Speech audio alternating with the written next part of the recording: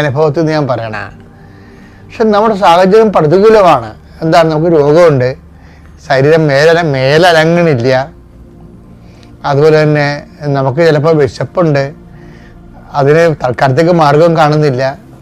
അങ്ങനെയുള്ള പ്രതികൂല സാഹചര്യങ്ങളിലും ആണ് പ്രാർത്ഥിക്കണമെന്നുണ്ടെങ്കിൽ അതിന് ഈ 80% എബവ് മാർക്കിങ്സ് വരും.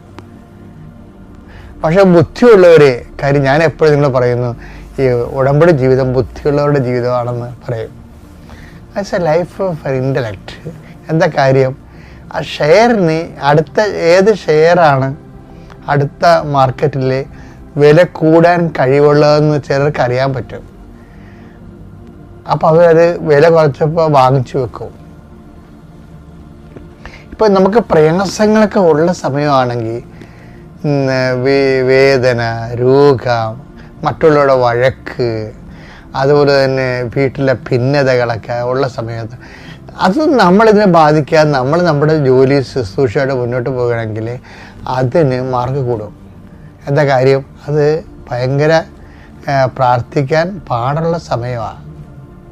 അപ്പം എന്നിട്ട് നമ്മൾ പ്രാർത്ഥിക്കുമ്പോൾ ഉള്ളതിന് നല്ല ദൈവസന്നിധിയിൽ മഹത്വം വർദ്ധിക്കും. അങ്ങനെയാണ് എൻ്റെ റേറ്റിംഗ് വർദ്ധിക്കുന്നത്. അപ്പം അതുകൊണ്ട് നീ ഒരു വളരെ മോശം കാലാവസ്ഥയിൽ നല്ലവണ്ണം വർക്ക് ചെയ്യണതാണ് ഈ ആധ്യാത്മികത എന്ന് പറയുന്നത്. പറഞ്ഞ മനസ്സിലായില്ലേ? മോശം കാലാവസ്ഥയിൽ ഇപ്പോൾ മത്സ്യത്തൊഴിലാളി സഹോദരങ്ങൾക്ക് ഇപ്പം മോശം കാലാവസ്ഥയാണ്. എന്താ കാര്യം, രാവിലെ എഴുന്നേൽക്കുമ്പോൾ തന്നെ കാറ്റും മഴയുമാണ്. അപ്പോൾ ഒഴുക്കും ഉണ്ടാകും ശക്തമായിട്ട്. അപ്പോൾ വള്ളം എത്ര തുഴഞ്ഞാലും 7 കടലൊക്കെ ഒടിഞ്ഞ് വീണ കാണാം. എന്നിട്ടാണ് പിന്നെ കടൽ താറിയിട്ട് നിരപ്പ് കിട്ടുന്നത്. ചിലപ്പോൾ കമന്നും പോകും. ആ സമയത്ത് നമുക്ക് അത് 1 by 1 ആയിട്ട് ഒരു കണക്ക് തെറ്റിപ്പോയി കഴിഞ്ഞാൽ തിരയിന്ന് വള്ളം കമലണത് ഞാൻ കണ്ടിട്ടുണ്ട്, നേരിട്ട് കണ്ടിട്ടുണ്ട്.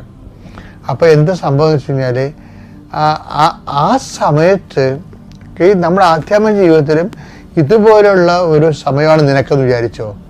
വഴക്കുണ്ട്, കേസുണ്ട്, പോലീസ് സ്റ്റേഷനിൽ ചെല്ലാൻ പറഞ്ഞിരിക്കുന്നു, കുടുംബത്തിൽ വീട്ടിൽ സാമ്പത്തിക ബാധ്യത കാര്യങ്ങളുണ്ട്, കുഞ്ഞുങ്ങളുടെ പഠനമുണ്ട്, അവരുടെ പരീക്ഷ, അവരുടെ ഉപരി വിദ്യാഭ്യാസത്തിന് വേണ്ടിയുള്ള ചിലവുണ്ട്. അപ്പോൾ നീ ഇങ്ങനെ എവിടെ പായുമെന്നറിയാൻ പോലെ നിൽക്കുന്ന സമയമാണെങ്കിലും ഈ സമയത്ത് നിനക്ക് നമ്മൾ ഒരു സ്വർഗസ്വനായ പിതാവിന് 1 കോടി രൂപയുടെ അത്രയും വിലയുള്ള സമയമാണിത്. മനസ്സിലായില്ലേ?